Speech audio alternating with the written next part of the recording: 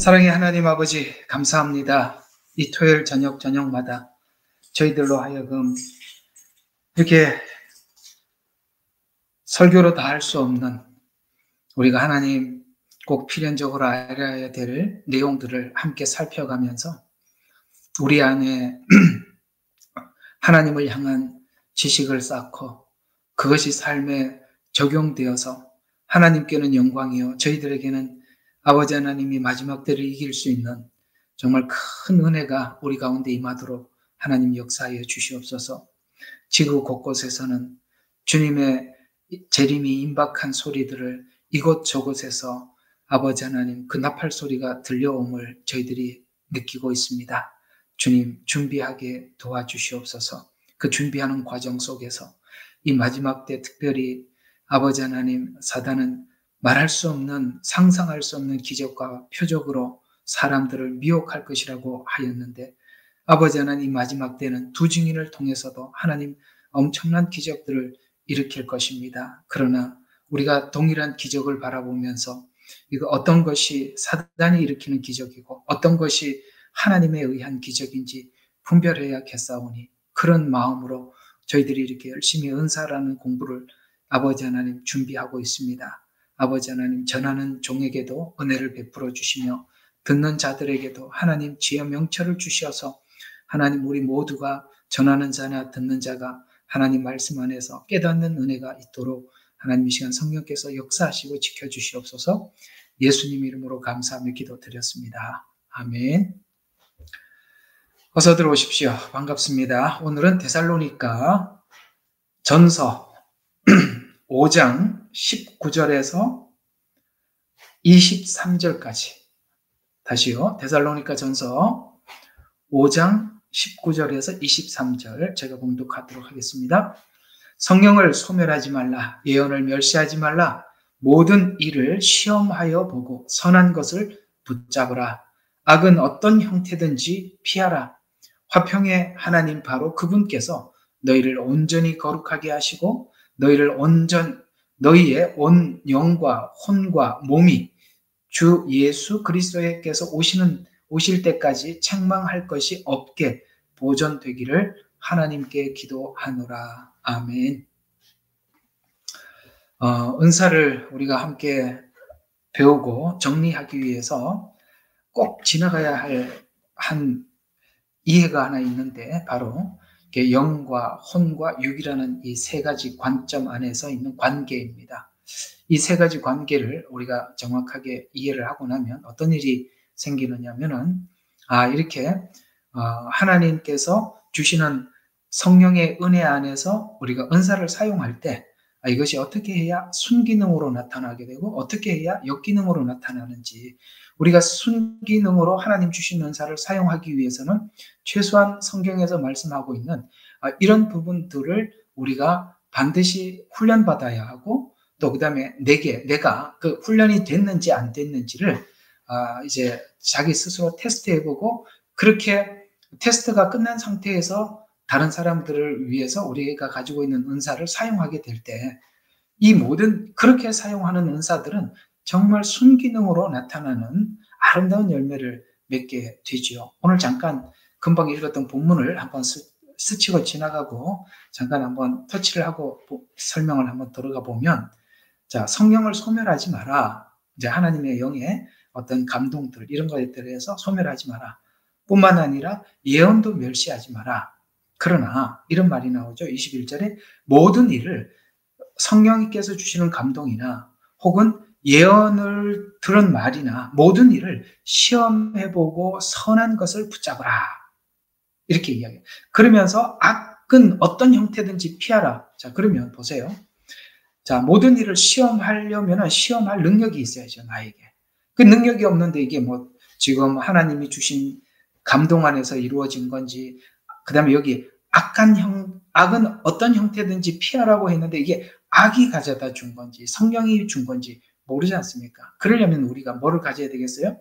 시험할 수 있는 자질과 실력을 우리가 갖춰야 되겠죠.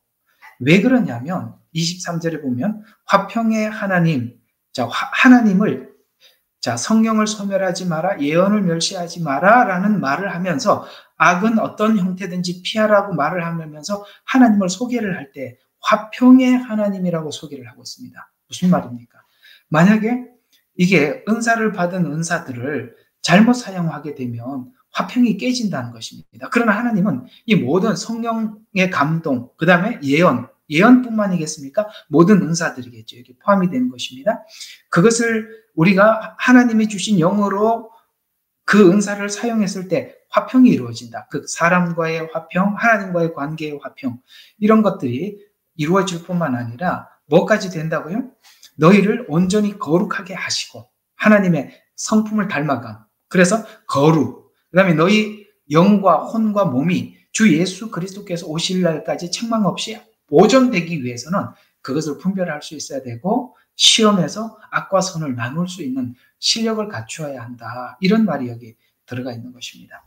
그래서 우리가 성도들이 신앙생활을 하다 보면 이런 교회에서 이제 말씀을 듣기도 하고 때로는 하나님께서 각 개개인에게 주신 은사에 사람들마다 어떤 혜택을 볼 때도 있고 또 어떤 사람은 그 은사를 사용하기도 하고 그런데 그 은사가 사용이 되긴 됐지만 나중에 이게 도리어 좋은 순기능을 한 게 아니라 도리어 이게 화평이 깨지고 그걸로 인해서 도리어 신앙이 무너지고 이런 것들을 우리가 종종 듣기도 하고 또 모르겠습니다. 개개인이 경험할 수도 있거든요. 그러려면 그게 왜 그렇게 깨졌느냐? 그게 왜 역기능으로 나타났느냐? 왜 좋은 열매로 나타나지 않았느냐? 모든 일을 시험하여 보고 선한 것을 붙잡으라라고 말하는데 이 선한 것은 화평으로 가는 게 선한 것이라는 뜻이거든요. 그 뒤에 보면 화평의 하나님 이렇게 나오니까 그렇구나. 우리가 모든 은사나 예언이나 그 다음에 또 성령의 감동을 무조건 받아들이는 게 아니구나. 그것을 시험할 수 있는 실력을 우리가 갖춰야 되는구나. 이런 생각을 여러분들이 하게 되죠. 오늘도 어떤 분하고 이렇게 대화를 하고 좀 이렇게 궁금한 게 있어서 묻기도 하셔서 제가 이렇게 대답을 해드리면서 이런 말씀을 해드렸습니다. 집사님, 하나님께서 어떤 감동을 주시거나 혹은 어떤 꿈이나 환상을 보여주시더라도 그것이 성경 안에서, 성경 말씀 안에서 이게 내가 봤던 환상이 성경의 이 부분이구나 라고 그게 이제 시험하는 방식이거든요. 그래서 그것을 확인되기 전까지는 절대 받아들이지 말고 일단은 어떤 감동을 주시더라도 일단은 올려놓고 기다려라. 그것이 하나님께서 어떤 말씀과 함께 내가 오늘 봤던 꿈, 환상 혹은 예언 이런 것들이 지금 성경에 여기 있는 말씀이구나라고 확증이 돼서 말씀과 함께 내게 확증이 되기 전까지는 받아들이지 말라. 아무리 좋아 보이는 꿈이라도 그렇게 하시라라고 이렇게 부탁을 드린 적이 있습니다. 그게 오늘 그 이야기입니다. 시험하여 보고 선한 것을 붙잡아라. 선한 게 뭐라고요? 화평으로 가는 것. 그것이 선한 것이다. 그렇게 할 때 뭐가 보존이 된다고요? 우리의 영도 보존이 되고 우리의 혼도 보존이 되고 우리 육체도 주님 오시는 날까지 우리를 지키는 방법이다. 그러려면 우리가 실력을 키워야 되는데 실력을 키운다는 것은 하나님의 말씀을 보는 안목이 넓어진다는 것이고 안목이 넓어지려면 공부해야죠. 이렇게 열심히 오셔서 공부도 해야 되고 또 배운 공부를 여러분 스스로가 또 복습도 해야 되고 이렇게 해서 계속 말씀에 대한 이해를 깊이 하게 되고 그래서 우리가 어떤 상황을 만나도 하나님은 바로 이런 분이야. 하나님은 어떤 분인지 우리가 알기 때문에 이건 하나님이 주신 거구나. 이거 하나님 주신 게 아니구나.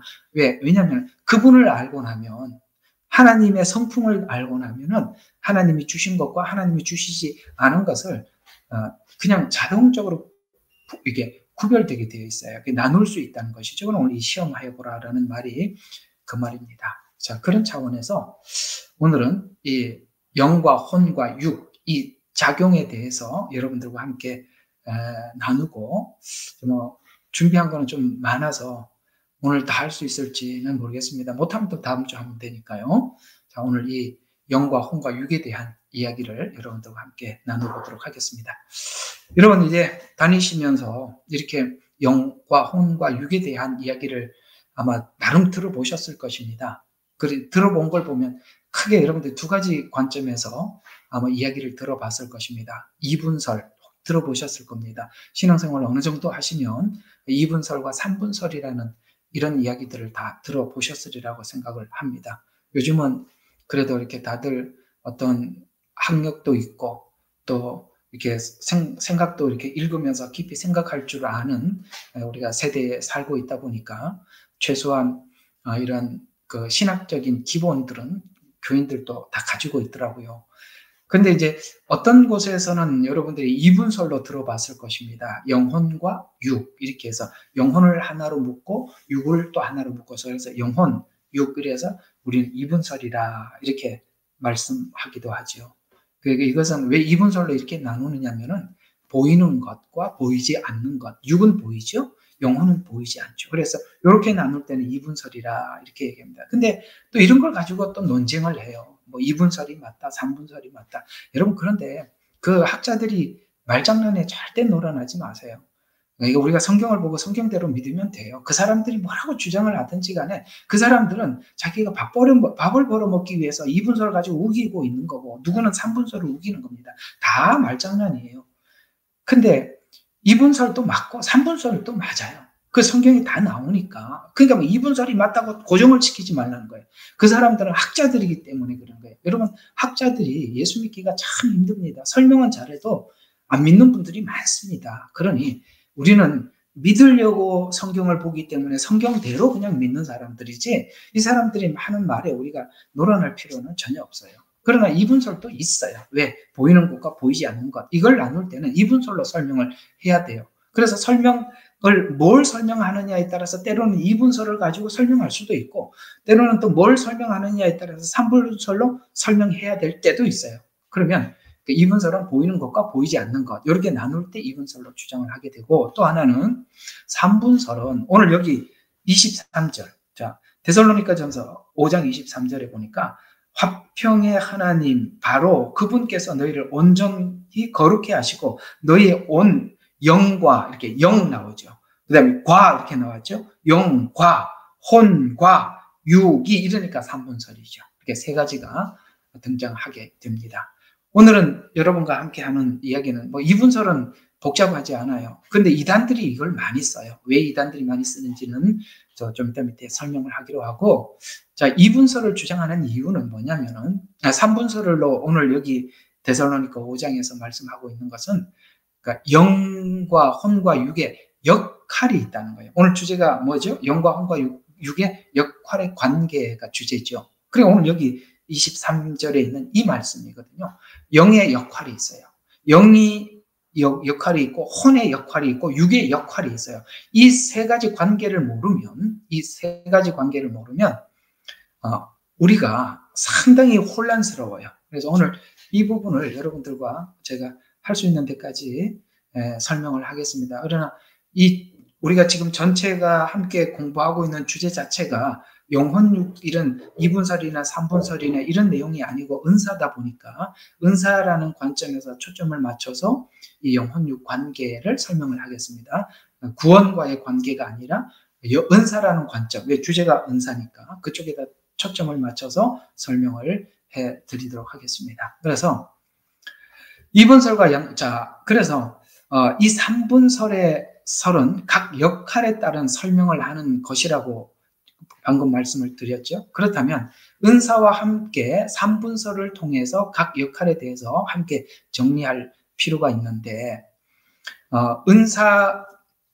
은사의 사용에는 우리가 이제 은사를 사용하는 뭐 예를 들어 예언의 은사, 무슨 방언의 은사, 가르치는 은사, 모든 은사들이 이제 모든 은사들을 망라해서 이 은사를 사용을 했을 때 어떤 사람이 사용했을 때는 그 은사가 사람들에게 큰 유익을 끼치고 순기능으로 나타나는데 어떤 사람이 그 은사를 쓰기만 하면 역기능으로 나타날 때가 있더라는 것이죠.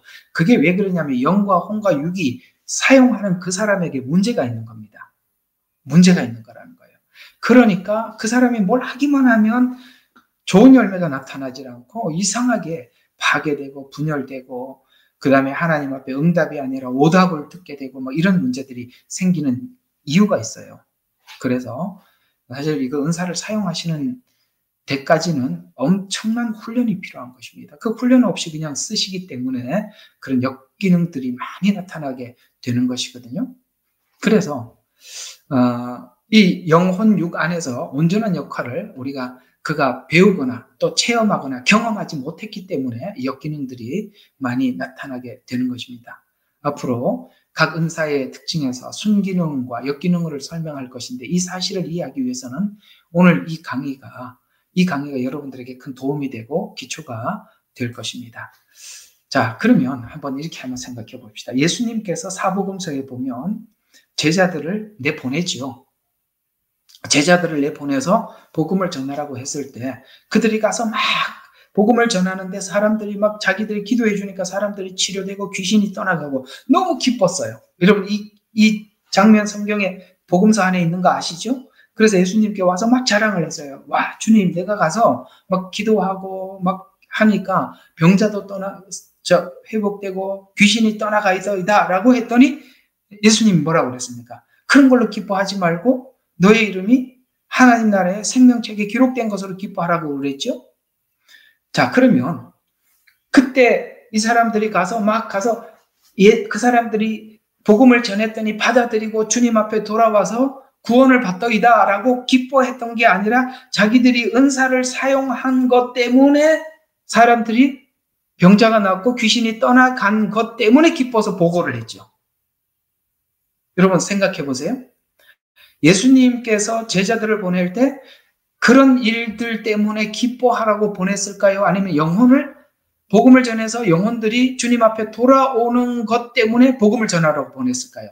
분명히 후자죠. 그들이 복음을 전해서 주님 앞에 돌아오는 것으로 기뻐해야 되는데 이 사람들은 은사 사용 때 한 것 때문에 사람들이 그런 현상이 나타나는 걸 가지고 기뻐했습니다. 자, 요게 이제 사복음서에 있었을 때 제자들이 나가서 복음을 전했을 때 일어났던 일들이라면 사도행전에 보니까 훨씬 강력한 은사들이 나타나죠. 그림자라도 지나가면 사람들이 회복이 되고 귀신이 떠나가게 되고 병자가 낫기도 합니다. 그런데 거기에 제자들이 귀를 기울이거나 시선이 가 있습니까? 전혀 그렇지 않았죠. 그저 그런 일들이 일어나는 것에 대해서 자기들의 마음의 기쁨이나 와, 나에게 이런 일이 일어나다니 이런 생각을 조금도 하지 않습니다. 그저 하나님께서 저들을 구원하기 위해서 우리에게 잠시 그들에게 하나님 살아계신 증거를 보여주셨구나라는 정도로만 생각했지 그걸 가지고 자랑하지 않았습니다. 무슨 일이 있었던 겁니까? 사복음서에서 제자들이 했던 행동과 사도행전에서 제자들이 했던 행동 그 사이에 요 앞에 은사가 나타나는 것으로 즐거워했던 것과 후반부 이 사도행전에서 은사가 나타난 것과 안 나타난 것에 대해서 아무런 관심이 없어요. 제자들이. 앞에하고 뒤가 완전히 다른 그 중간에 어떤 일이 있었던 것입니까? 바로 여러분 잘 아시다시피 십자가 사건이 있었고 제자들이 다 예수님으로부터 도망갔고 멀어졌고 베드로조차도 예수님을 부인했던 사건이 그 중간에 끼어 있죠. 그리고 난 이후에 부활한 예수님을 만나게 되었고 마지막 예수님이 승천하신 것을 보면서 뭘 들었죠? 재림할 것을 귀로 듣고 나가서 사역을 했습니다. 어떤 일이 있었는지 아시겠습니까? 그 앞에서는 그들이 이 하나님 나라가 강력하게 이렇게 하나님 메시아가 오셨다는 것을 이렇게 은사로 증거해서 이제는 모두가 마치 이 세상에 있는 모든 나라들이 우리가 구약에서 본다면 이스라엘이 천년왕국의 주인이 된 것처럼 이제 그런 나라가 다가왔구나 하고 자신만만했죠. 그래서 그들이 나타나는 은사를 가지고 좋아했지 그들이 구원받는 데 대해서 기뻐하지 않았습니다. 왜? 그들은 아직 예수님이 오신 목적이 뭔지 충분히 이해하지 못했죠. 그래서 이런 은사를 통해서 하나님 나라가 세워질 줄 알았는데 예수님은 십자가에 죽었고 그 다음에 자기 의지로 신앙 고백을 할 수 없을 그야말로 예수님이 십자가에 죽자 모두 다 도망가는 이런 것을 경험을 하고 자기 자신이 얼마나 하나님 앞에 믿음 없음과 그 다음에 자기 의지로 주님을 따라갈 수 없음을 충분히 확인하고 충분히 확인하고 주님이 베드로에게 묻죠. 요한의 아들 시몬아, 네가 나를 사랑하느냐라고. 사랑, 우리가 고린도전서대로 하자면 고린도전서 12장에는 은사, 그 다음에 13장에는 사랑, 그리고 난 이후에 이 사랑의 관계 속에 들어가자 은사가 자기에게 나타나느냐 나타나지 않느냐에는 아무런 관심이 없고 그저 그 영혼들이 주님 앞으로 돌아오는 것에 대해서 기뻐했던 베드로 뿐만 아니라 모든 사도들. 자, 이 관계를 이해가 가시겠습니까? 이해하시겠어요? 왜 사복음서에서는 그랬고 사도행전에서 왜 그랬는지, 그 중간에 무슨 일이 있었는지, 이게 바로 여러분들이 하나님 앞에 은사를 받았다 할지라도 사복음서에서 제자들이 잘못 사용한 것처럼 잘못 사용할 수 있고, 사도행전에서 사도들이 사용한 것처럼 하나님의 영광을 위해서 쓸 수 있는데, 그 사이에 누가 변화해야 됩니까? 누가 하나님을 경험해야 됩니까? 사도들 자신이 예수님을 직접 만나고 그 다음에 그 복음에 대한 기대감이 있어야 되고, 그 다음에 자기 의지로 하나님을 섬기는 것이 아니라 뭡니까? 하나님을 믿는 믿음으로 섬겨야 하고, 그 모든 은혜가 자기들 가운데 임했을 때 은사는 온데간데 없고 영혼 구령에 포인트가 맞춰져서 그들이 상대방들이 주님 앞에 돌아오게 하기 위해서 모든 것을 절제하면서, 그 다음에 그런 역사에 대해서는 자랑하지 않고 자기 것으로 삼지 않고 그저 하나님의 종으로서 충실하게 그 일을 감당해 나갔던 것이죠. 이제 아시겠습니까? 뭐가 필요한지. 바로 이 중간 지점, 주님과의 만남, 이 현장이 우리에게는 필요한 것입니다. 은사를 받는 게 받았으면 아멘, 좋습니다. 그리고 우리 모두에게 하나님께서는 성도 모두에게 은사는 주셨어요. 그러나 왜 잘못 사용한다고요? 하나님과의 관계, 하나님과의 나와의 관계가 하나님 앞에 온전하지 못할 때 이 은사를 사용하면 그 사람이 관계가 온전하지 못한 사람이 이 은사를 사용할 때마다 역기능으로 나타나게 되고, 이 경험을 한 사람들은 순기능으로 나타나기 때문에 우리가 필연적으로 하나님 앞에 받아야 될 훈련이 뭐라고요?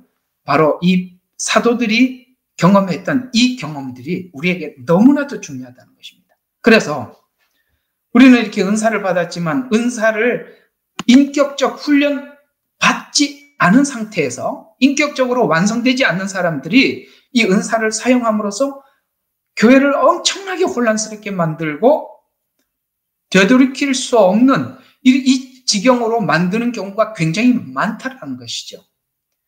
자, 그런 차원에서 그러면 영과 혼과 육의 관계가 어떻게 되느냐라는 이해를 우리가 먼저 성경적으로 이해할 때, 그렇구나. 내가 하나님 앞에 어떤 영적 은사를 받았더라도 혼적 변화가 필요하고 그것이 몸으로 절제하는, 아시겠습니까? 몸으로까지 실제 언어에서 절제하고 그 다음에 뭐죠? 행동에서 절제하고 이런 것까지 갖추어져야만이 우리가 이 은사를 순하게 순조롭게 사용할 수 있게 되는 거구나라는 것을 여러분들이 이해를 하는 것이 너무나도 중요한 것입니다. 근데 이제 은사를 받은 사람들은 사용하는데 급급해서 그걸 훈련을 받는 일에 대해서는 그걸 중요시 여기지 않아요. 대부분이 제가 보는 많은 분들이 그랬었어요. 훈련을 받자 그러면 싫어합니다. 근데 자기는 하나님으로부터 계속 음성을 듣고 있고 그 들은 음성을 잘 전달하고 있다고 하는데, 그거 훈련이 안 되면 스피커가 고장난 상태에서, 스피커가 고장이 나면 하나님이 아라고 말을 했을 때 전달할 때는 어라고 전달을 하게 되죠.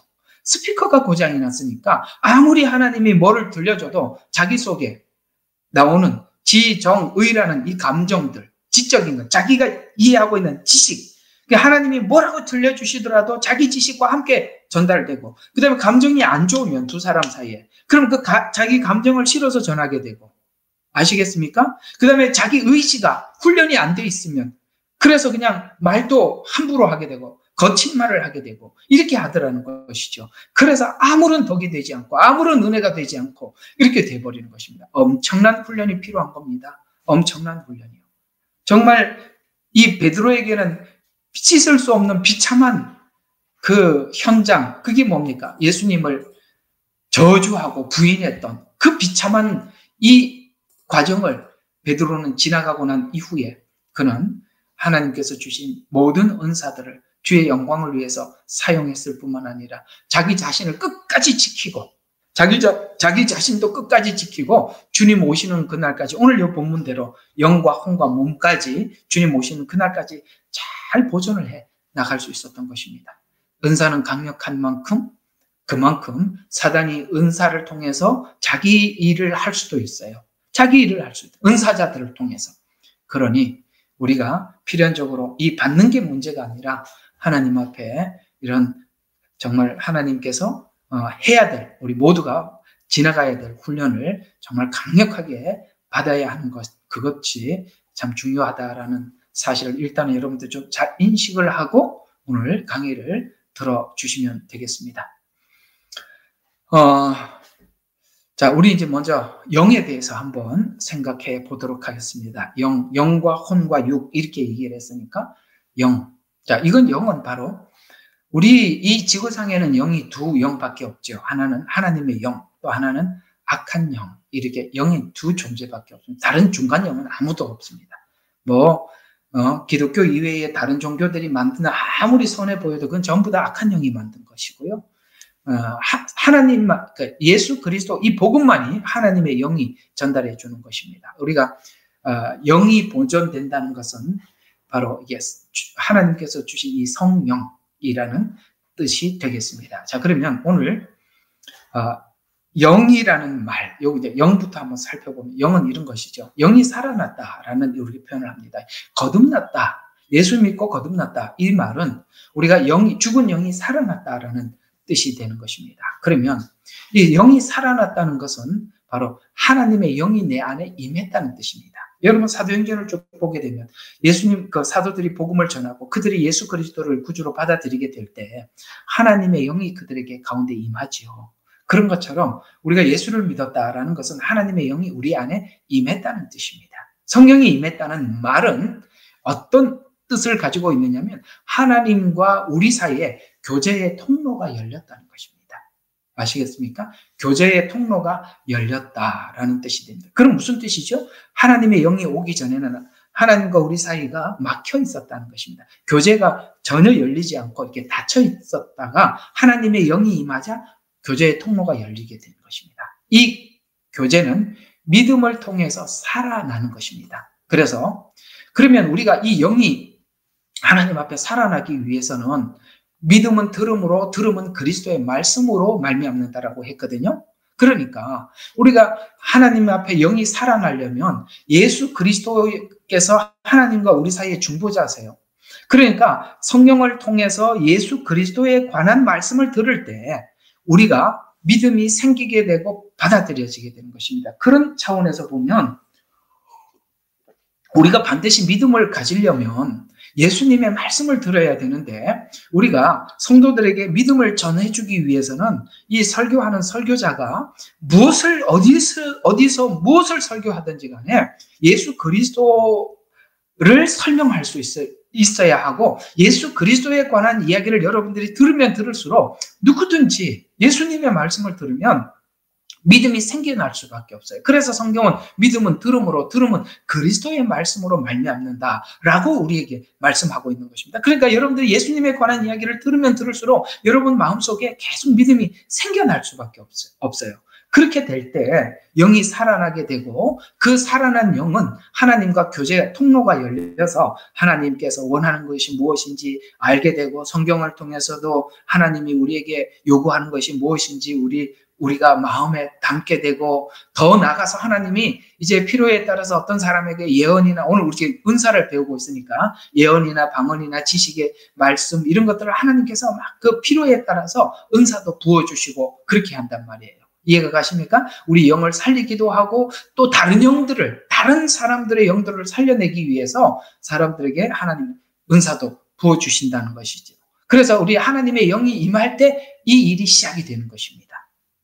그래서 말씀을 통해 영이 거듭나게 되고 거듭난 사람들은 가장 기본적으로 내가 하나님의 영을 받았다. 내가 하나님 앞에 거듭났다라고 생각하는 사람들은 모두 다 똑같이 이 말에 동의하는 거예요.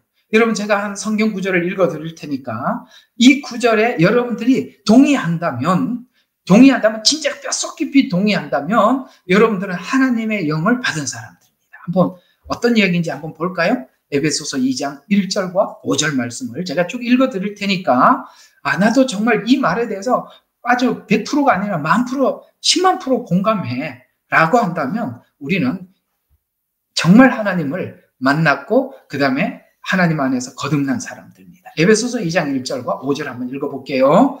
자, 너희가 죄악 가운데 죽은 자로서 살리신 그가 곧 하나님이시라. 여러분들이 옛날에 죄악 가운데 있었다는 거 인지하십니까? 그 다음에 죽었는데 살아났다는 것을 믿으십니까? 그거예요. 그러니까 우리가 하나님의 영이 우리 속에 들어오면 가장 기본적으로 하나님께서 깨닫게 해주시는 것은 너 죄악 가운데 있었다. 그리고 죽었었다. 그런데 하나님이 우리를 살렸다. 이 말에 100% 10,000% 공감하는 것입니다. 그리고 그때에 너희가 그 죄악 가운데서 행하여 세상 풍조를 따랐어요. 그 다음에 공중 권세를 주재하는 영. 그러니까 우리가 옛날에 어떤 사람, 세상 풍조, 우리는 세상 문화 속에 있어요. 그러니까 공중 권세를 따랐다는 말을 오늘 에베소서 2장에서는 이렇게 말씀하고 있습니다. 공중 권세를 따랐다는 것은 무엇이 내가 공중 권세를 따랐다는 증거냐면은 세상 문화 속에서 살았다는 거예요. 세상 풍조는 다른 말로 세상 문화거든요. 그러니까 사단은 세상 문화를 가지고 자기가 그 문화라는 이름으로 통치하는 거죠. 그러나 이 문화라는 이름으로 통치를 하고 있는데 말이 문화지 실상은 누가 통치했다? 사단이 위장해서 문화라는 이름으로 위장해서 살더라. 세상을 통치하더라. 그런데 그 공중 권세를 잡은 영이 문화라는 이름으로 살았더라. 그래서 내가 보니까 그 문화라는 아래서 살았던 것이 마치 뭐예요? 죄악 가운데 살은 것. 이런 것에 대한 이해. 여러분 다 공감하시죠? 나는 세상 가운데 살았습니다. 세상 문화 속에 살았습니다. 어두움 속에 살았습니다. 죄악 가운데 살았습니다. 그런데 지금은 하나님 앞에 돌아왔습니다. 이걸 거듭난 사람들은 누구나 인지하는 거란 말이에요.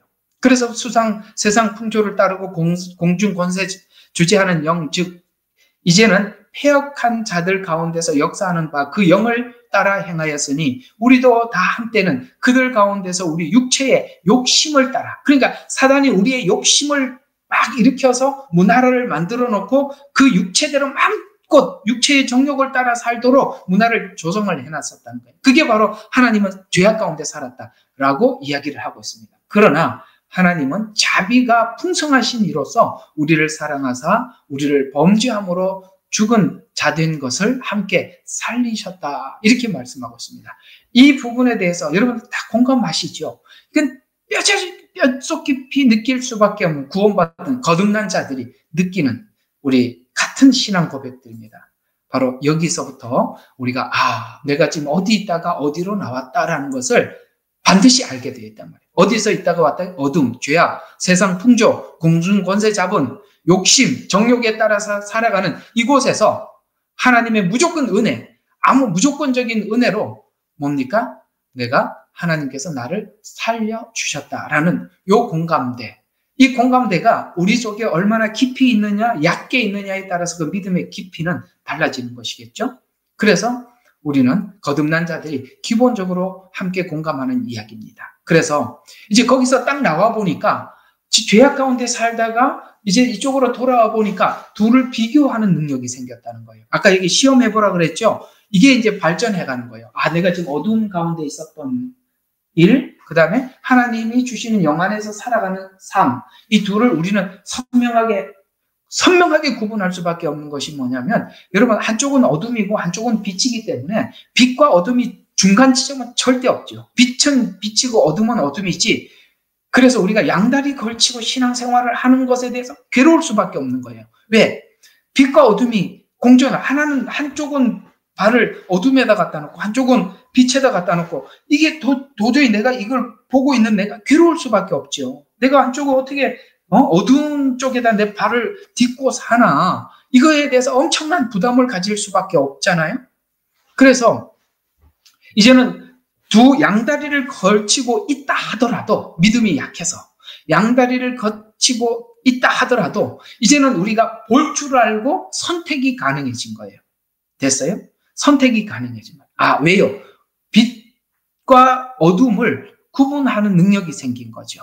그러니까 거듭났다, 하나님의 영이 우리 속에 있다라는 말은 이 두 가지를 구분해서 볼 줄 아는 실력이 생겼다라는 뜻이 되는 것입니다. 그래서 영이 살아나게 됨으로 인해서 선택이 가능해졌는데, 내가 어디에서 나와서 어디로 갔는지 알게 되고, 전에는 어둠 속에서 자유의지와 상관없이 그냥 내가 뭘 해도 죄니까 자유의지와 상관없이 내가 선택의 자유가 없어 끌려다녔지만, 이제는 어둠 속에서 나와서 빛으로 선과 악을 보는 선택의 자유의지를 되찾았다는 거예요. 선택. 그러니까 옛날에는 선택을 할 수가 없었어요. 어둠 속에 있었으니까. 그러나 이제는 그 둘을 보니까 선택의 자유의지를 내가 소유하게 되었더라. 맞죠? 우리는 분명히 여기까지 우리가 공감하게 되는 것입니다. 그래서 이 정확한 이해를 하는 자들은 이제는 내 속에 이제는 자유의지가, 하나님이 처음 이 땅에 아담과 하와에게 주었던 이 자유의지가 내게 회복되었구나라는 것을 알게 되고, 이 자유의지가 이제는 하나님이 기뻐하는 삶을 살도록 막 내 마음에 노력하고 애쓰고 노력하고 이렇게 할 수 있는 힘이 생긴 거죠. 그래서 여러분, 요한복음 8장 32절에 참 많이 알고 있는 성경 구절인데요. 너희가 진리를 알지니 진리가 너희를 자유케 하리라 라는 이 자유가 우리 속에 들은 거예요. 왜 이 자유라는 말을 썼을까요? 옛날에는 자유가 없었어요. 그냥 그게 문화라는 이름으로 하는 게 전부 다 뭐예요? 무조건 죄예요. 그러니까 거기에 무슨 자유가 있겠습니까? 그냥 밀려 사는 거고, 얹혀서 사는 거고, 뭐가 뭔지도 모르고 사는, 움직이는 그 자체가 죄였었는데, 그러나 진리를 알지니 진리가 너희를 자유케 하리라라는 말은 이제는 그 어둠에서 너희가 자유함을 얻었다는 것이고, 그 다음에 또 하나는 이제는 선택의 자유의지를 너희가 회복했다라는 뜻에서 자유케 하리라라는 이 자유가 그 말도 여기 포함되어 있는 것입니다. 그래서 자유의지가 회복되기 위해서는 우리가 첫 번째, 선과 악의 분별을 해야 하려면 눈이 열려야 되겠죠. 눈이 열려야겠죠. 이제 주일날 낮 예배 때 이제 로마서 하면서 이런 부분들 이렇게 많이 드릴 기회가 있을 것입니다. 눈이 열리는 것이 바로 첫 번째. 예수님께서 이 땅에 오셨을 때 어떻게 하셨습니까? 사람들이 빛이 세상에 왔으되 사람들이 빛의 어둠을 깨닫지 못하더라. 무슨 말입니까? 그냥 그 삶 자체가 그냥 죄예요. 그리고 그 죄를 짓는다는 인지도 못하고 있었다는 거예요. 빛이 왔는데도 빛을 깨닫지 못했다는 것은 자기가 죄 가운데 살면서도 자기가 죄 가운데 산다는 그 자체조차도 인지를 못했다는 거예요. 빛이 왔는데 어둠이 깨닫지 못할 수가 없잖아요. 그런 상태에서 예수님이 오셨어요. 그리고 성령님을 보내주시니까 우리가 선과 악에 대한 눈이 열리더라. 그 다음에 스스로 선을 향해서 선택의 문이 열리더라. 이제는 선택의 문이 열리더라. 내가 이제 악과 선을 구별하게 되더라. 그런데 문제는 구별이 된다고 끝이 나는 게 아니라, 우리가 말씀을 배운다는 것은 지금 구별을 할 수 있는 실력을 갖추는 건데, 여러분, 구별할 수 있는 실력만 갖추면 뭐합니까? 그것을 실제 이길 능력을 갖춰야죠. 그러기 위해서 성숙해야 되는 거예요. 무슨 말이냐? 어떤 사람들이 앞에 있는 두 가지, 선택, 그 다음에 그러니까 예수님을 이런 정도로 그 만나는 과정 속에서 이런 경우들이 참 많아요. 어떤 사람이 예수님을 만나기 전에 아주 엄청난 질병이 걸렸다고 합시다. 이제 한 예예요. 어떤 사람이 엄청난 질병이 걸려서 죽을 수밖에 없는 상태였었는데, 어떤 하나님의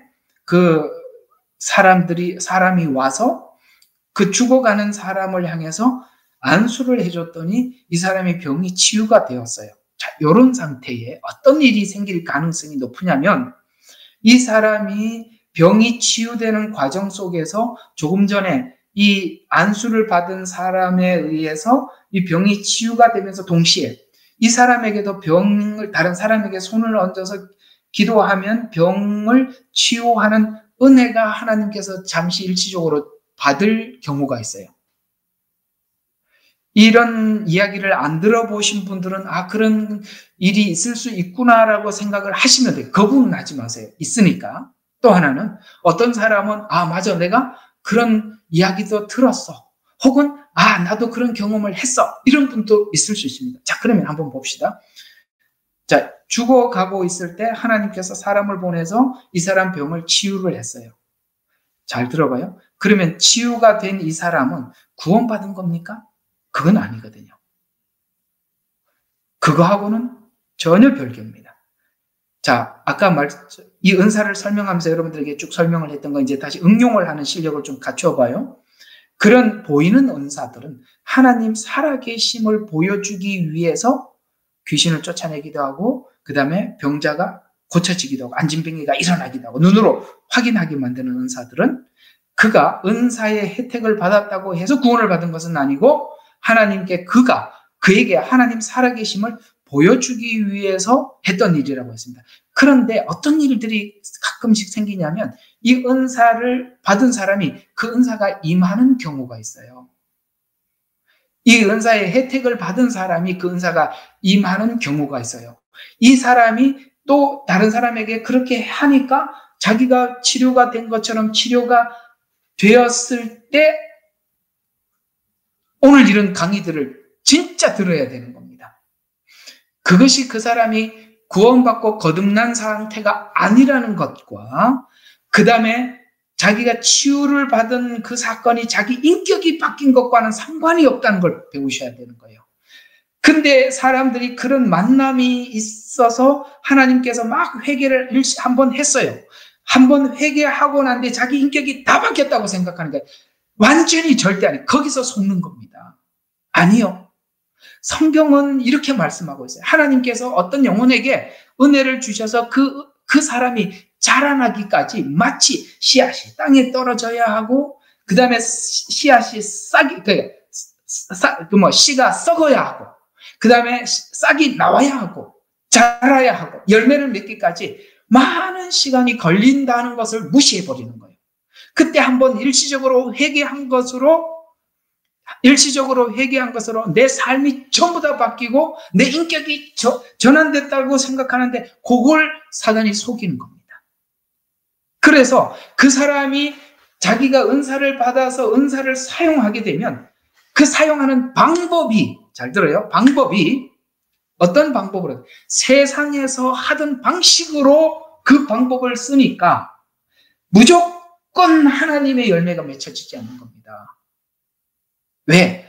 나는 아직 세상 문화의 때를 벗지도 못했고 세상의 문화 속의 죄악의 방식을 뭐가 분별도 안 돼요. 그걸 해결한 상태가 아니기 때문에 그 은사를 사용할 때도 세상 사람들이 쓰는 방식으로 쓰는 거예요. 무조건 역기능으로 나타나는 것입니다. 그러니까 이걸 훈련을 해야 한다라고 이야기를 하면 사람들이 싫어해. 왜? 고통스럽거든요. 많이 지적을 받아야 되거든요. 그건 싫어하고 그냥 사단은 자꾸 속이는 거예요. 나 그때 다 회개했어.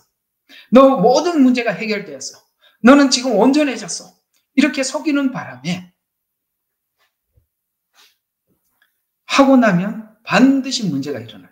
문제가 일어나면 그 사람은 당신이 사용하는 당신에게 문제 있다라고 얘기를 하면 안 받아들입니다. 나는 그때 해결 다 했다. 그러면 답이 없는 거예요. 답이 없는 거예요. 그 사람은 그게 없는 게 좋아요. 그게 오늘 여기 성경에 뭐라고 해서 주님 오시는 그날까지 영을 보존해야 돼요. 혼을 보존해야 돼요. 육을 보존해야 돼요. 혼이 보존이 되려면 영이 보존이 되어야 혼이 보존이 돼요. 혼이 보존이 되어야 육이 보존이 돼요. 근본적으로 영이 보존되지 않으면 혼도 육도 다 망가지는 겁니다. 이해가 되면 되는 대로 아멘 하시고 이해가 안 되면 안 되는 대로 받아 놓으세요. 그래서 성령을 받음으로 우리가 이제 영이 주인이 바뀌니까 영이 바뀌니까 혼의 변화가 일어나게 되고 되는데 그 다음에 혼의 변화는 육체의 변화가 일어나게 됩니다. 그래서 육체까지 인격화돼서 인격으로 사람들이 참 아름답게 만들어져서 그런 은사를 사용할 때도 정말 인격적으로 사람들을 대하고 그 사람의 그 인품 속에서 그게 나타나는 것입니다. 이것이 바로 순기능적, 그러니까 영의 변화가 혼의 변화로, 혼의 변화가 육의 변화로 그렇게 하나님 앞에 쓰임을 받을 때 순기능적 은사가 결과로 나타나게 되는 것입니다. 그래서 먼저 은사를 사용하기 전에 지금 이 기능을 잘 하고 있는지부터 살펴봐야 되는 것이. 그래서 영이 살아남으로 시작해서 하나님의 말씀을 배우게 되고 배운 말씀을 통해서 취사 선택을 배우게 되고 그래서 바울이 이런 말을 합니다. 나 다메섹에서 예수 만나고 다 변했다라는 말을 하지 않고 그야말로 그 바울이 이제 빌립보서가 바울이 빌립보서를 기록하고 얼마 후에 순교를 당하거든요. 그래서 그 긴 시간 동안 내가 하나님 앞에 일체의 비결을 배우노라 라고 하면서 내가 배고픔에 처할 줄도 알고 부름에 처할 줄도 알고 높음에 처할 줄도 알고 어디서 은사를 사용했을 때 말씀을 가르쳐 주었을 때 사람들이 바울에게 박수를 치고 환영을 하고 그 다음에 높여줄 때 그걸 자기 스스로 낮출 줄도 알고 그 다음에 자기가 정말 사람들한테 말할 수 없는 비참한 말을 들었을 때도 자기 스스로를 자기를 높일 줄 알고 이 조절이 가능해지더라. 그것이 은사를 받고 은혜를 받고 다메섹에서 확 해결된 게 아니라 이 삶의 전체의 바울의 삶을 통해서 배웠다. 이렇게 표현을 하는 것입니다. 배웠다는 걸 아셔야 돼요. 이 말이 너무 중요해요. 사람들이 뭔가 은사를 받고 난 뒤에 다 바뀌었다고 생각하는데 아니요. 배워야 되는 거예요. 이걸 안 하려고 그런단 말이에요.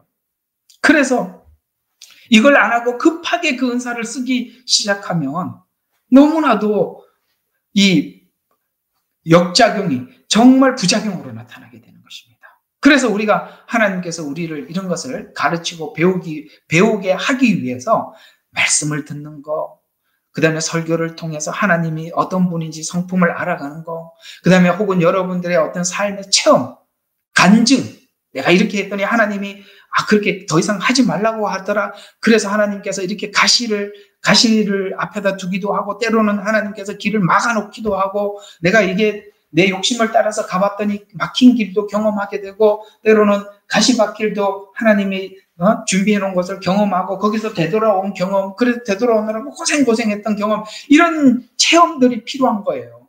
그런 간증들이 필요한, 이런 간증이 그 다음에 또 간접 경험으로도 하나님 배우게 하시거든요. 누군가가 와서 간증을 해요. 내가 이렇게 했더니 하나님께서 이러하시더라 라는 그런 간증. 자기가 직접 체험하지는 않았지만 다른 사람들의 체험을 통해서 이해하게 되고 그래서 성경에는 수많은 인물들을 쭉 설명을 하면서 그 인물들이 하나님 앞에 이러했을 때 하나님께서 그 어떤 인물들에 대해서 하나님을 떠난 사람들에게서 하나님이 이렇게 징계하고 책망하시고 심판하시고 때로는 하나님 앞에 돌아와서 하나님 앞에 이렇게 열심히 살았던 사람들을 하나님께 칭찬하시고 이런 간접 경험들을 성경에다 그대로 기록하게 해서 하나님께서는 이런 것을 기뻐하시고 이런 걸 기뻐하지 않는구나 라는 것을 체험을 통해서도 배우게 되고 다른 사람들의 간증을 통해서 말씀에 어떤 나타나 있는 성경의 수많은 사람들의 인물을 통해서 이렇게 계속 하나님께서 축적하고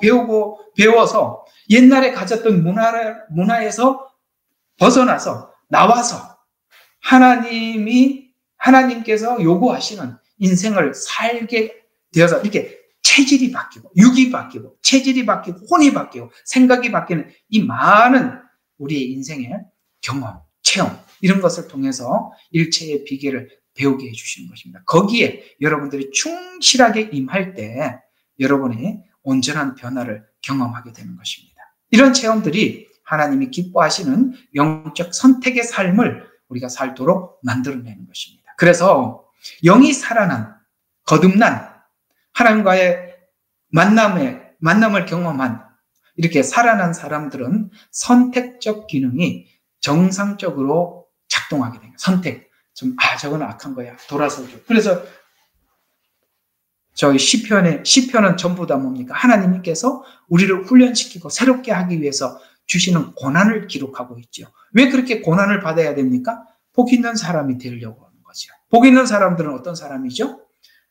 악인의 꾀를 쫓지 아니하고 죄인의 길에 서지 아니하고 오만한 자의 자리에 앉지 않게 만드는 것입니다. 그래서 이거 악한 거야. 오만한 거야. 죄인의 길이야. 이건 세상 문화야. 하나님 방법하고 달라. 그걸 스스로 딱 돌아서게 만들게 하기 위해서 시편과 같은 고난의 시간을 쭉 지나가게 하는 것입니다. 그래서 영이 살아난 것은 선택의 기능이, 내 안에 선택의 기능이 정상적으로 작동되었다는 것을 의미하는 것입니다. 그래서 영이 그러니까 영을 살린 성령은 이게 하나님 앞에 무엇이 하나님이 기뻐하고 기뻐하지 않는 것인지 그걸 할 능력을 키우게 하기 위해서는, 여러분, 그것을 실행할 수 있는 능력은 무엇이 그걸 실행하게 만드느냐면 은혜가 그걸 실행하게 만드는 거예요. 맞죠?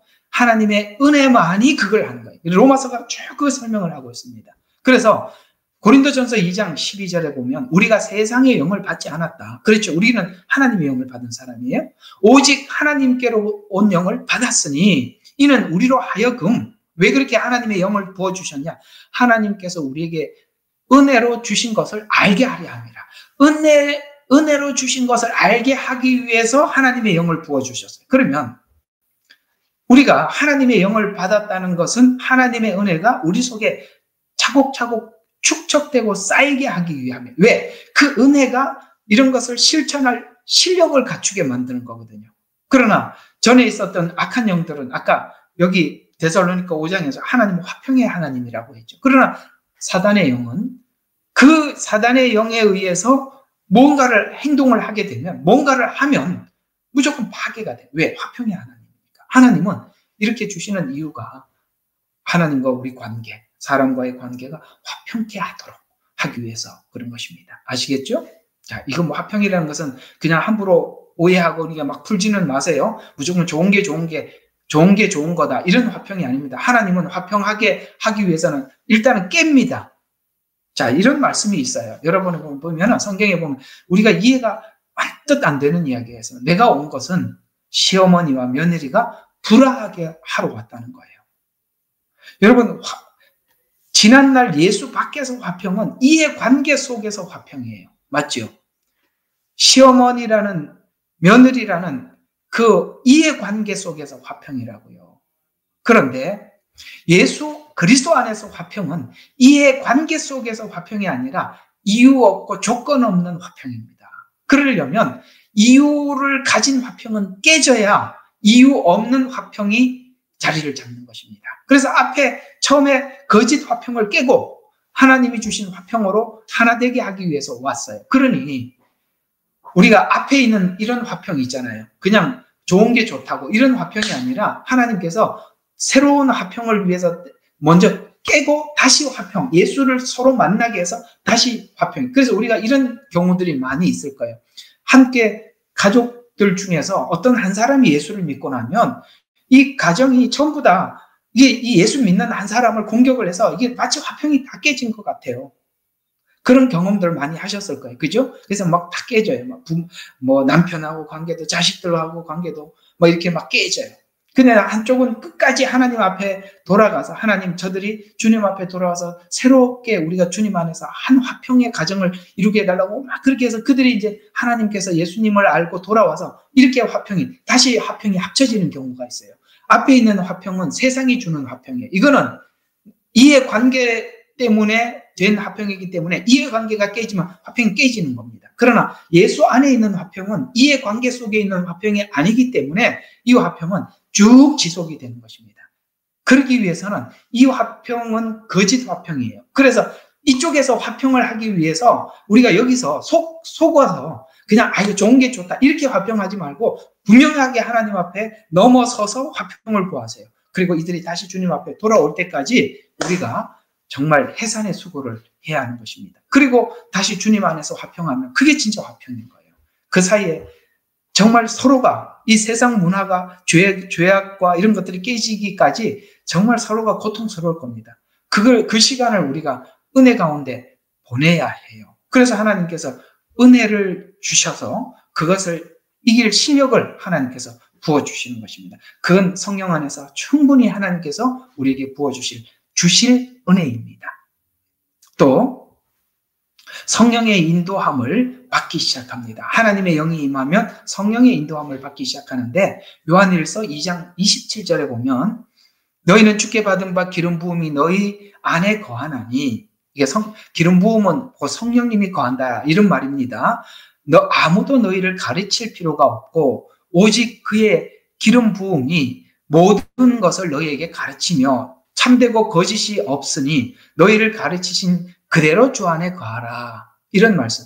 이게 이제 가끔씩 사람들이 이게 잘못 쓰는 경우가 있어요. 난 누구한테 설교 들을 필요도 없고 나 그냥 가만히 기도하다가 성경 읽고 기도하면 하나님께 기름 부음이 다 가르쳐 주니까 나 누구한테 배울 필요 없어. 나 혼자 충분히 성경을 해석할 수 있고 이해할 수 있고. 왜? 성령님이 가르쳐 준다고 했으니까. 그래서 설교도 안 듣고 교회도 안 다니고 말씀도 안 들으려고 하는 분이 있습니다. 그러면 이상하죠? 이 말하고 굉장히 충돌되는 데가 있죠. 왜 그러면 예수님은 베드로에게 양떼를 맡겼을까요? 이상하죠? 정확히 충돌되지 않습니까? 성령님이 다 가르친다고 했고, 근데 양떼를 먹여라, 양떼를 가르쳐라. 그런데 양떼한테 가르치러 갔더니 나 가르침을 받을 필요가 없습니다. 왜요? 물어봤더니 요한일서 2장 27절을 꺼내놓고 아무도 너희를 가르칠 필요가 없고 기름 부음이 나를 가르친다고 했으니 당신은 나를 가르칠 필요가 없어. 이렇게 하면 야, 그러면 베드로에게 했던 말하고 요한일서 이거하고 다르네. 이게 정확히 둘이 충돌하네. 이 말은 성령께서 가르쳐서 전하는 사람들은, 자, 잘 들어요. 그 당시에 요한일서가 기록되었을 때 거짓 선생들이 너무 많았어요. 그러니까 이게 배경을 모르고 그걸 가지고 그냥 성경만 가지고 이걸 가지고 자기가 이렇게 막 푸는 거예요. 아니요, 내가 모든 성경은 배경을 봐야 된다고 그랬지 않습니까? 요한일서 때 거짓 선생들이 얼마나 많았어요. 에베소 교회에 거짓 사도들이 와서 설교를 하고 가요. 그러니 얼마나 이 거짓 복음들이 그 당시에 니골라당, 그 다음에 이단 교리들이 그때도 많았었거든요. 그래서 주님께서 하시는 말씀이 뭐냐면, 자, 성령님께서 여러분 각 개개인에게 찾아오셔서 하나님께서 열어주셨던 이 복음들이 순수하고 진실하면 정말 그 순수하고 진실하게 받은 이 복음들이 그냥 십자가 복음 그 자체일 것입니다. 이해가 갑니까? 그때는 주님을 만났을 때 그 받았던 이 복음들은 순수해요. 거기에 군더더기가 없단 말이에요. 그런데 성령님이 찾아오셔서 우리에게 하셨던 말씀들을 하나님의 참된 종들을 통해서 전달을 해줄 때 어떤 둘의 관계 속에서 효과가 나타나냐면, 자, 이쪽도 지금 성도도 하나님 그 성령 안에서 복음을 받았어요. 성령님의 오늘 가르쳐 주셔서 성령님의 가르침을 받고 있어요. 이 사람이, 성도가. 근데 하나님이 보낸 종이 이 말씀을 전할 때 내가 성령님께 받은 이 말씀과 하나님이 진짜 보낸 종이 보내는 이 복음이 충돌하지 않고 일치한다는 말이에요. 더 커지고 분명해지고 이렇게 된다는 거예요. 만약에 하나님이 보낸 종이 아닌 거짓된 사도들이 와서 전하는 말이라면 내가 받은 것과 다르다 이 말이에요. 어때요? 여러분들이 이미 알고 있었던 그 복음 위에 누군가가 와서 그 복음을 전해줬을 때 여러분들에게 더 깨달아지고 더 깊어지고 더 넓어지고 하나님을 더 알아간다면 이건 둘의 성령 안에서 만남 속에서 일어나는 시너지 효과예요. 그런데 만약에 성령 안에서 배우지 않은 사람이 와서 가르치면 내가 만났던 그 성령님, 내게 말씀해 주셨던 그 말씀과 다를 수밖에 없다는 거예요. 여러분 어떻습니까? 여러분들이 주님과의 만남 속에서 가졌던 그 복음을 누군가가 와서 전했을 때 여러분들께 더 커지고 분명해지고 확실해지고 믿음이 심어지고 계시나요? 그러면 우리는 전하는 자도 성령 안에서 온 것이고 여러분들도 성령 안에서 받은 것입니다. 이럴 때는 그건 정확한 겁니다. 그래서 베드로를 보내서 내 양을 먹이라고 하셨고 치라고 하신 것입니다. 가짜가 오면 성령께서 받은 얘기를 하지 않기 때문에 불편하고 받을 수가 없는 거예요. 그 얘기를 하고 있는 게 요한일서 2장 27절이에요. 누구인데서 배우지 마라 이 말이 아니라 가짜들이 너무 많았어요. 그렇기 때문에 야 너가 처음에 그 성령 안에서 받았던 거 그거 진짜니까 그 다른 데 자꾸 배우려고 하지 마라. 그걸 계속 가지고 있어라. 때가 되면 하나님께서 더 깊이 분명하게 알게 하기 위해서 하나님의 종을 보내서 너에게 더 깊이 분명하게 알려줄 것이다. 내일 설교 제목입니다. 아시겠죠? 이 얘기가. 내일 설교 제목이니까 내일 더 여러분들에게 설명해 드릴 수 있을 것 같습니다. 자, 그러면 영. 자, 오늘 이제 영에 대해서 일단 여기 이제 정리하고 지나가 봐요. 영은 뭐라고요? 영이 살아났다는 것은 하나님과 통로가 열렸다, 교제가 시작되었다라는 것입니다. 그러면 영이 열렸으면 이 영은 가만히 안에 들어와서 성령님이 아무것도 팔짱 끼고 주님 오시는 그날까지 그냥 내가 너를 지켜줄게 이렇게 하는 게 아니라 영이 와서 근심하면서 탄식하면서 성령을 근심케 하지 말라고 그러죠. 성령이 아무것도 안 하는 게 아니에요.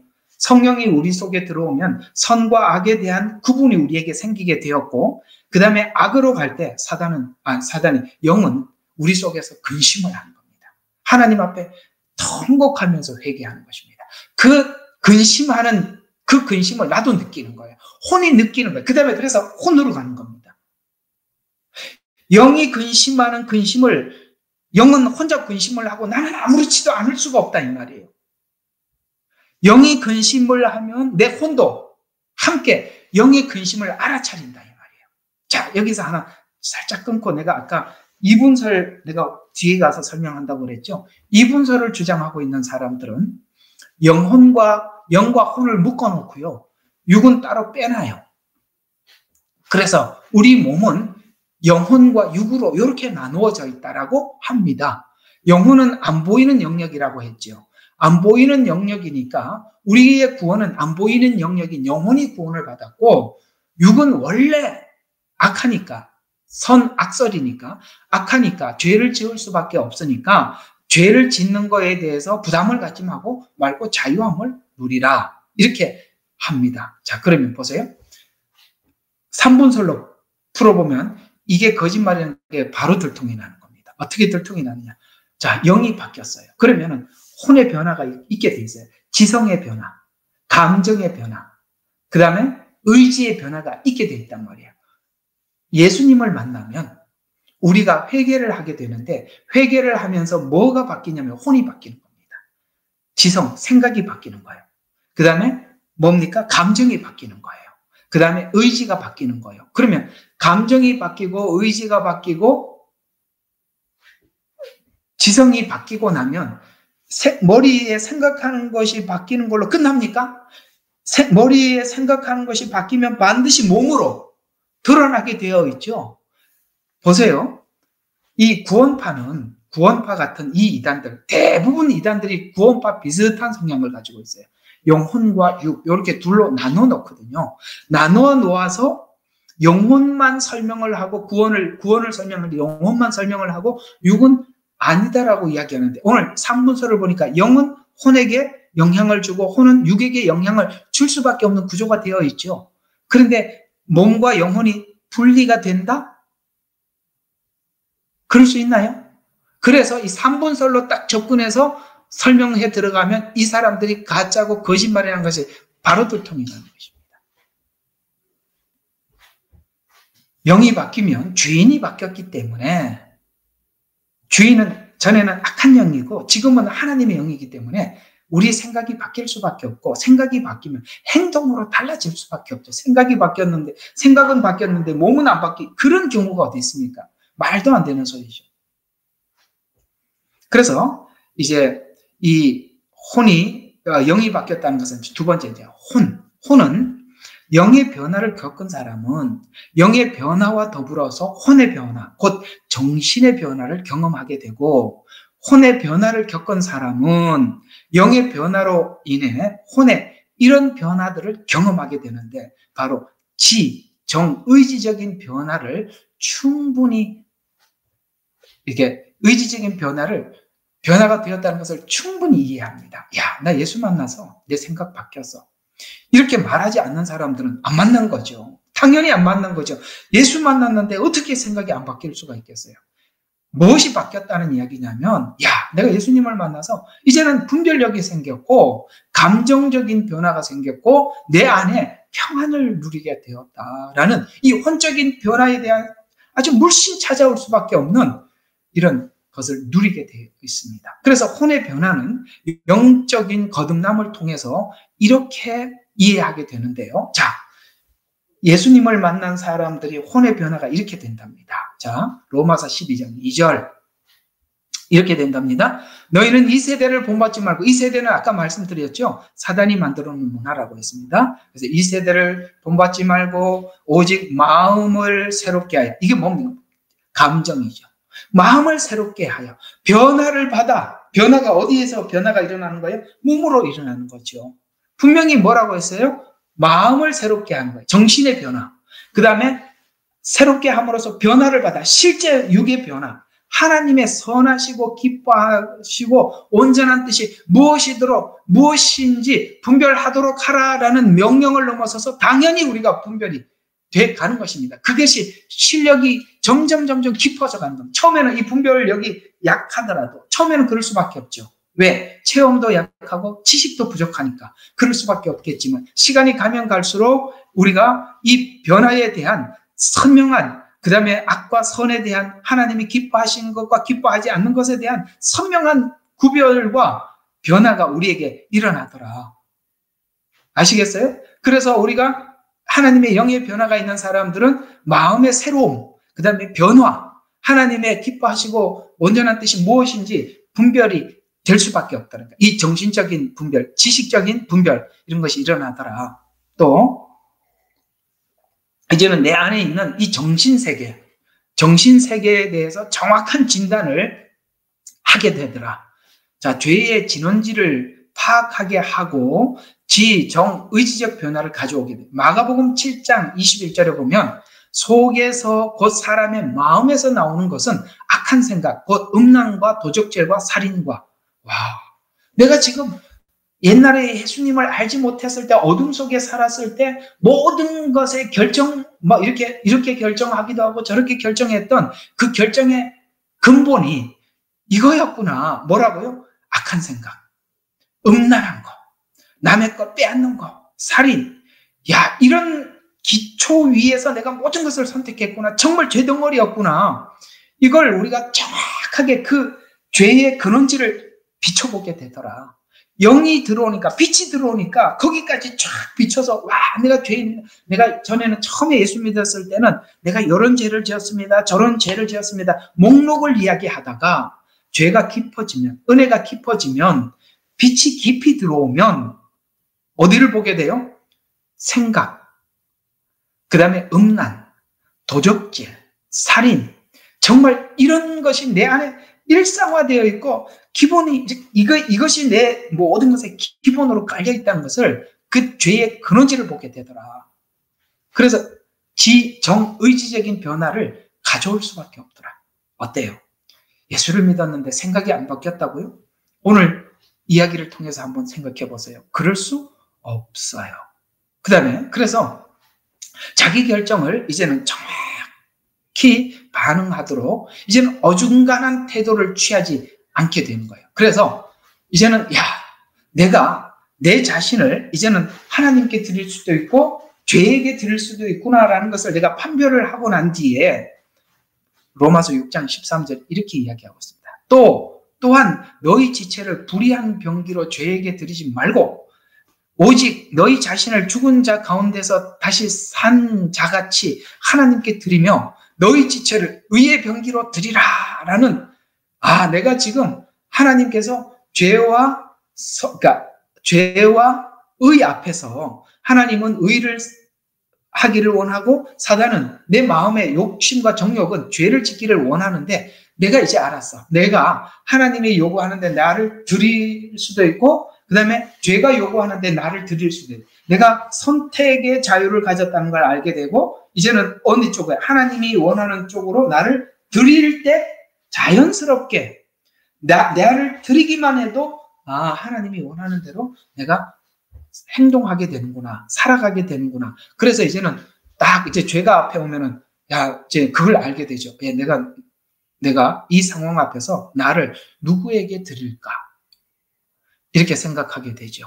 신앙이 깊어진다는 것은 무엇일까요? 그런 상황 앞에서 하나님이 기뻐하는 쪽으로 나 자신을 드린다는 것은 생각만 드리는 것이 아니라 몸을 드린다는 말이 오늘 여기 이야기 속에 있어요. 어때요? 몸은 빼놓고 드린다고요? 생각만 선으로 드리면 된다고요? No. 몸을 병기라고 하는 겁니다. 우리가 우리 스스로 누구에게 드린지 우리 스스로가 결정할 수 있다. 또 이런 것도 할 수 있죠. 이제는 옛날에는 분을 내고 화를 냈는데 그거에 서로 간에 그러니까 어떤 해결점, 서로 간의 양보, 여기 그 지점에 도달했을 때만이 서로가 화해하고 풀고 그랬는데 이게 쌓이니까 사단이 그 안에서 들어와서 관계를 파기시키더라. 그래서 우리가 나는 내 자신의 영과 혼과 육을 보존하기 위해서라도 화해하러 가야 되겠다라는 생각이 들 수밖에 없는, 그리고 거기에 실제 행동을 하게 하더라. 에베소서 4장 26절과 27절에 보면 분을 내어도 죄를 짓지 말며, 분을 낼 수 있대요. 그래서 해가 지도록 분을 품지 말고, 화를 잠시 낼 수는 있어도 품지는 마라. 왜? 이 품는 이 사이에 사단이 들어와서 관계를 깨니까. 그래서 마귀로 틈타지 못하게 하라라는 이런 상황 앞에서 누구하고 트러블이 생겼어요.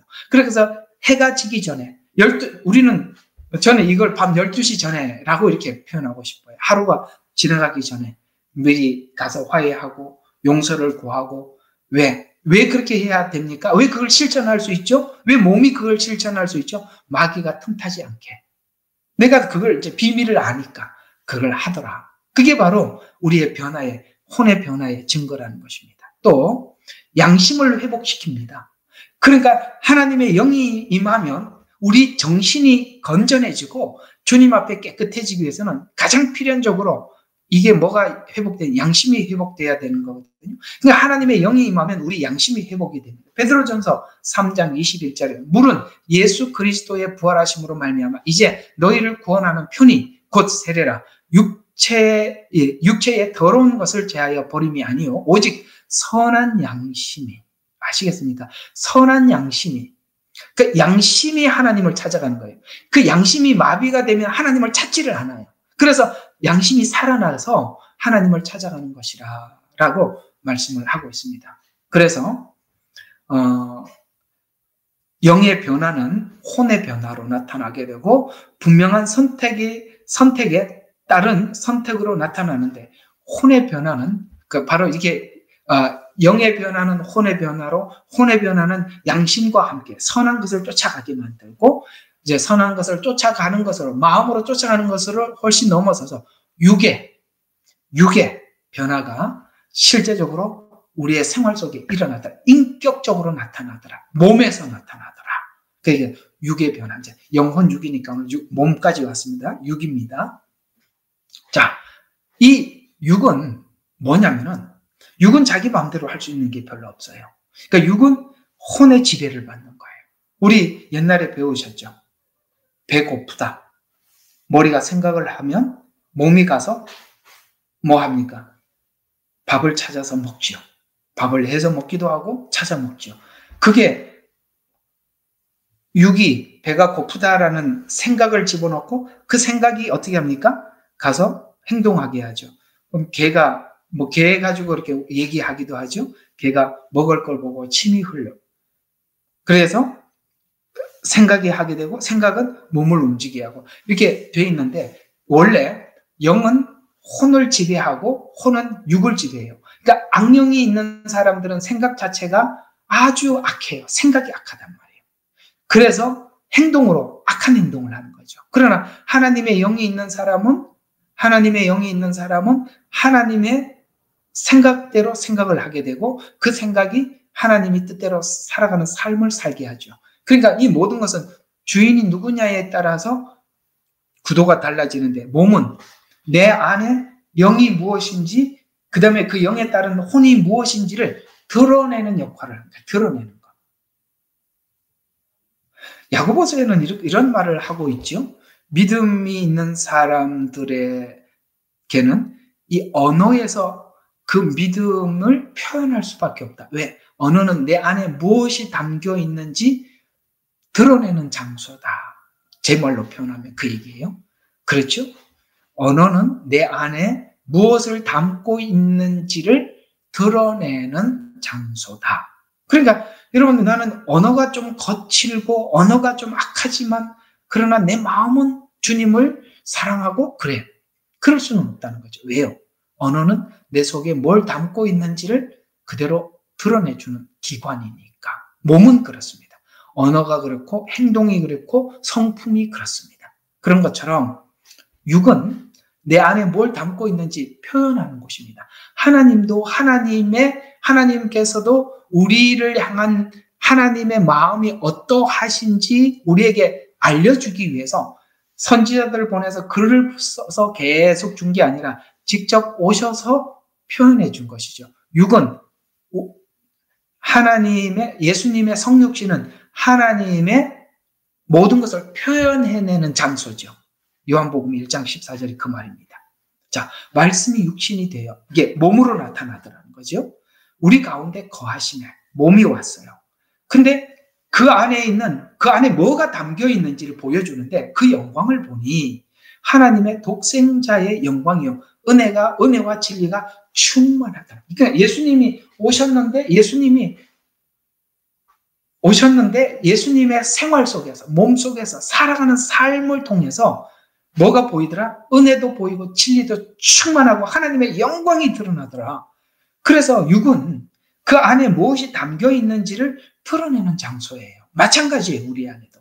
우리가 은혜와 진리가 충만하면, 우리 안에도 은혜가 충만하면 하나님의 영광이 충만하게 흘러가게 되는 것이고, 내 안에 뭐가 담겨 있는가에 따라서 육으로 표현돼서 흘러갈 수밖에 없어요. 걸음걸이에서 나타나고, 표현에서 나타나고, 언어에서 나타나고, 모든 곳에서 다 나타날 수밖에 없어요. 감출 수가 없는 거예요. 육은 내 속에 무엇이 담겨 있는지. 그래서 내 안에 무엇을 담고 있든지 담고 있는 것으로 드러내는 곳이 몸입니다. 이렇게 영과 혼과 육이 정상적으로 하나님의 영을 받은 사람이 혼의 훈련을 통해서, 아까 훈련의 체험이라고 했죠. 체험과 말씀 공부와 그 다음에 실패와 이게 온갖 것들이 다 교육받는 방식이거든요. 그래서 영이 단련되고 훈련돼서 그 다음에 육이 정상적으로 작동할 때, 드디어 하나님과의 관계가 정상적으로 형성이 되었을 때 그 사람이 은사를 사용하면 하나님이 목적한 대로 열매를 맺게 되는 것이에요. 앞에 영과 혼과 육의 관계를 통해서 상호 간의 역할에 대해서 이해했다면 결국 은사는 영을 통해서 관계 회복이 되고 그 다음에 의지적인 혼적인 변화를 통해 드러나는 육신에서 그 증거로 나타난다는 뜻이 되는 것입니다. 그렇다면 영적으로 거듭난 사람은 하나님과 영과 혼과 육의 관계가 바르게 설정되고 바른 관계가 설정된 사람들은 사용하는 은사는 그 은사를 통해서 유익을 끼치게 되는데 유익을 끼치기까지는 많은 체험에 따른 하나님의 말씀이 조명이 필요하고 실패를 통해서도 하나님의 말씀의 조명이 필요하고 때로는 하나님 앞에 잘했을 때도 조명이 필요하고 계속 하나님께서 조명을 비춰주셔서 육체를 다스릴 만한 내 육체를 절제할 만한 정욕 그게 이제 죄의 발상지니까 그걸 내가 컨트롤할 수 있는 영적 능력까지 갖추어져서 이 시간까지 많은 훈련과 조명이 필요해요. 이 과정을 넘어갈 때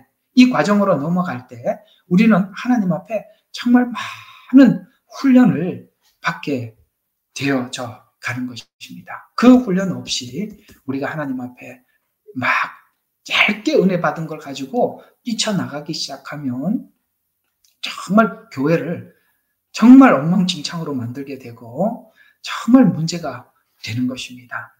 자, 오늘은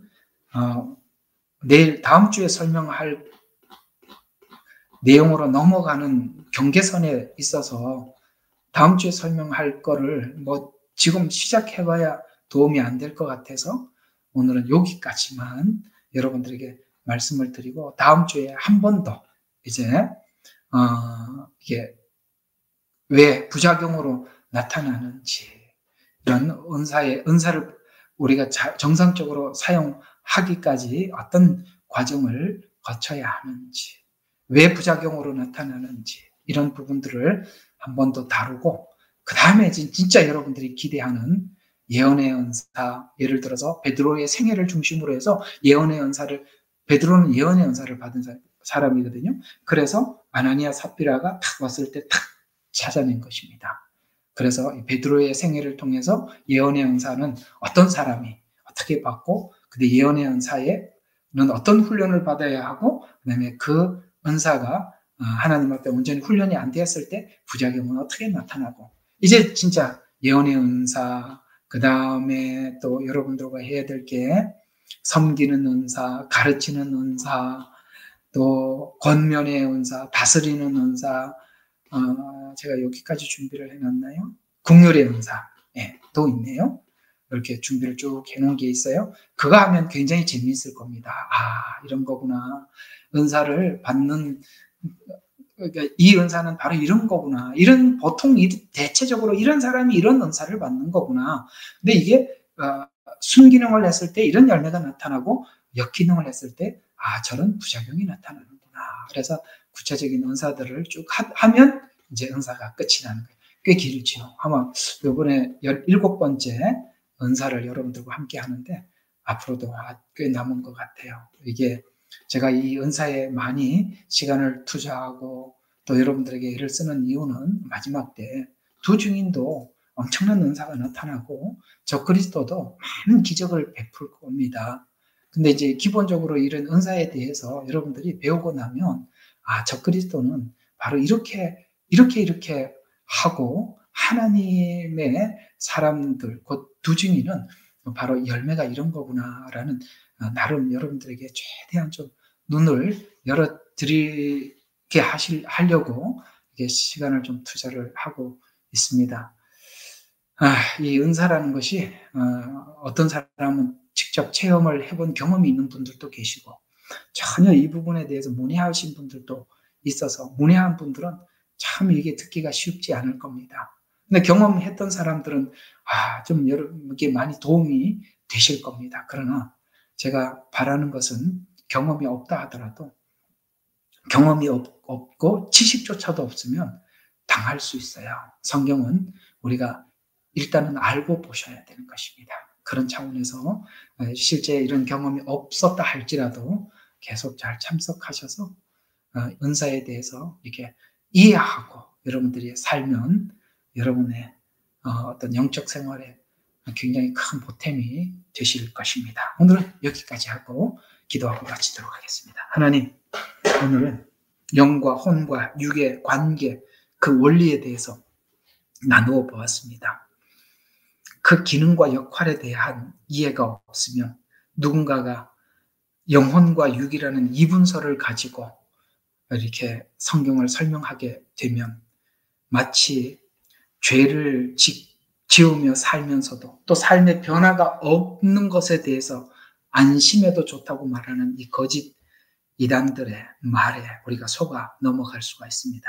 뿐만 아니라 은사를 사용하는 모든 이들도 또한 그들의 아버지 하나님 영이 주인이 바뀌면 혼의 의지적인 생각이 바뀌게 되고 실제 그것이 몸의 인품으로 성품으로 나타날 수밖에 없다고 오늘 이 3분서를 통해서 우리에게 말씀하고 계시며 오늘 데살로니가 전서 5장 23절에 있는 말씀처럼 주님 오시는 그날까지 우리에게 주신 영과 혼과 육을 보존하라고 명하신 그 말씀을 우리가 생각해 보면 오늘 우리가 은사에 대한 이해와 오늘 이 영과 혼과 육에 대한 이해가 정말 우리에게 얼마나 중요한지 다시 한번 가슴에 새길 수 있는 시간이 되게 도와주시옵소서.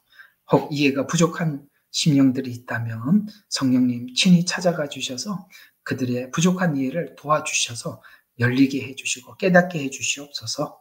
감사드리옵고 우리를 구원하신 예수 그리스도의 이름으로 기도합니다. 아멘.